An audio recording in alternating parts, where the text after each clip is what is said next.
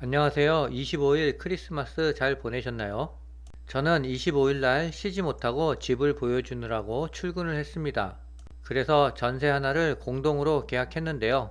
지금 서울과 수도권을 봐도 전세 물량이 너무 없어요. 1000세대 아파트 단지에서 하나 두 개 있을까 말까 합니다. 금융기관에서도 전세 대출에 대해 규제를 더욱 강화하고 있어요. 아무래도 전세 제도는 점점 사라질 것 같아요. 임차는 이제 전세는 없어지고 월세만 남을 것 같아요. 오늘 저는 SOXL을 전량 매도 후 다시 재매수했습니다. 그리고 SMU를 손절했어요. 1월 초에서 중순까지 미국 주식을 전량 매도 후 매도인데 매수로 오타가 났습니다.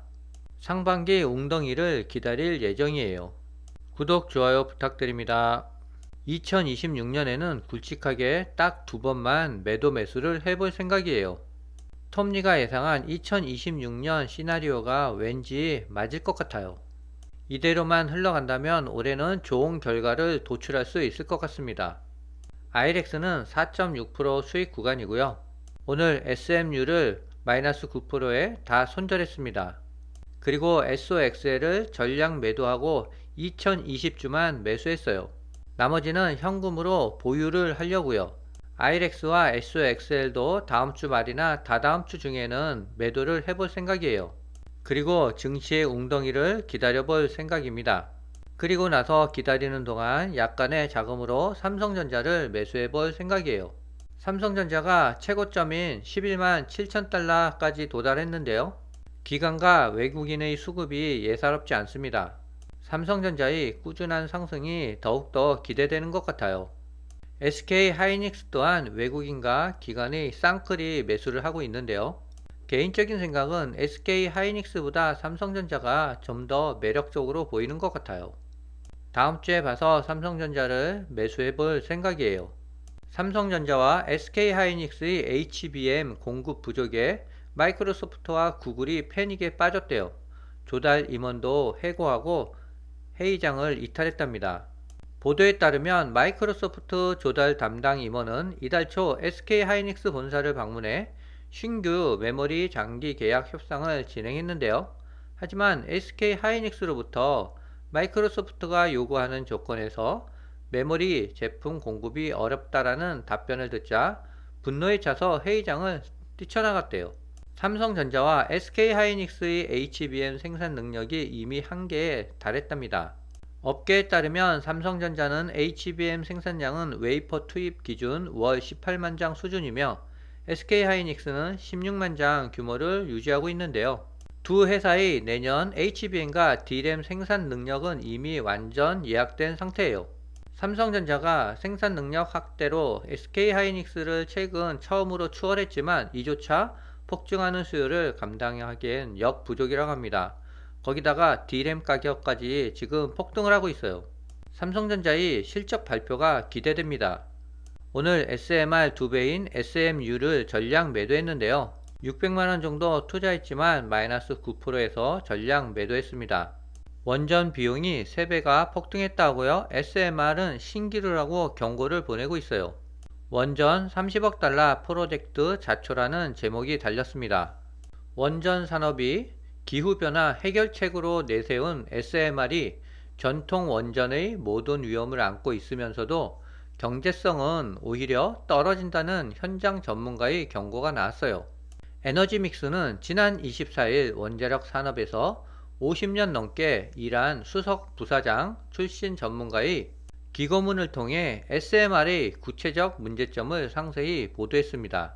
이 전문가는 70개 원전 프로젝트를 관리하고 원자력 안전 특허를 보유한 인물로 SMR을 광택 있는 파워포인트 슬라이드에만 존재하는 것이라고 비판했어요. 영감 세계 원자력 산업 현황 보고서 저자인 마이클 슈나이더는 2020년 SMR을 파워포인트 원자로라고 명명했습니다. 공학 설계도나 작동하는 프로토타입조차 없는 상태라고 지적했어요. SMR은 단위당 최대 300메가와트 전기를 생산하는 원자로로 기존 원전 규모의 3분의 1도 안 된대요. 공장에서 제작해 현장에 배송하는 모듈러 방식으로 비용을 낮추겠다는 구상이지만 실상은 전통 원전의 위험한 방사성 연료와 복잡한 안전 시스템, 고장 위험을 그대로 안고 있대요. 오히려 규모 경제를 누리지 못해 단위 에너지당 비용이 더 높아진다라는 분석이에요. SMR의 경제성 문제는 실제 프로젝트 자초로 입증됐는데요. 미국의 최초로 SMR이 될 예정이었던 유타주 원전 프로젝트는 지난해 11월 비용 급등을 이유로 취소됐어요. 2015년 발표 당시 2023년까지 12개의 원자로를 4조 3,600억 원에 건설한다라는 계획이었으나 취소 시점에는 비용 추정치가 3배로 증가했답니다. 원래 50메가와트 설계는 경제성 부족으로 77메가와트로 확장됐지만 결국 구매자를 찾지 못했대요. 이 전문가는 미국에서 단 한 번도 계획한 때 예산 내에 원자로가 건설된 적이 없었대요. 130개의 원전은 단 하나의 와트 전기도 생산하지 못하고 취소됐답니다.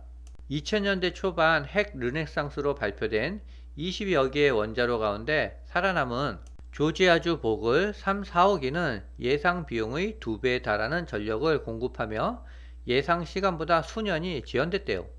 조립 라인 생산이 품질을 보장한다라는 주장도 근거가 없다라는 지적이에요.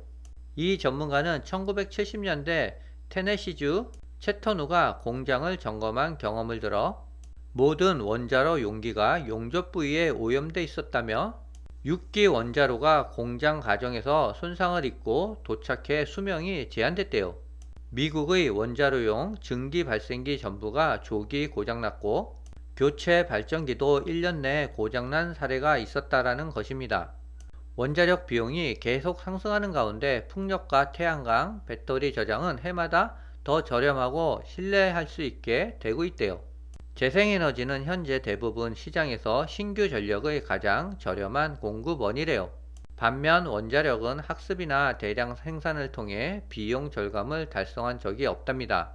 이런 비판에도 불구하고 SMR 시장은 빅테크 기업들의 투자로 성장세를 보이고 있는데요. 석유 전문 매체에 따르면 SMR 시장은 2024년 60억 달러 우리나라 돈으로 8조 7천억 원에서 연평균 3% 성장해 2030년에는 10조 3,700억으로 규모가 확대될 전망이라고 하는데요. 구글은 데이터 센터 청정 에너지 공급을 위해 7대의 SMR 주문을 했으며 아마존과 마이크로소프트, 메타도 발주에 나섰대요. 업계 안팎에서는 초기 투자 비용과 건설 기간 단축 효과가 기대되지만 현재로서는 단위 출력당 건설 단가가 대형 원전보다 높아 가격 경쟁력 확보가 시급하다는 평가예요. 전 세계 90개 이상의 SMR 설계가 개발 중이며 국제원자력 기구는 상세 설계 단위 17개 모델이 2030년 초부터 상용화될 것으로 전망하고 있대요. 그러나 경제성 확보와 규제 불확실성, 사회적 수용성 확보가 관건으로 뽑히고 있답니다. 이렇게 보면 SMR 유클리어보다는 아이렌이 조금 더 안정적인 투자처인 것 같아요. 현재 시간 11시를 가리키고 있는데요. SOXL은 1.4% 정도 상승하고 있습니다. 오늘은 여기까지입니다.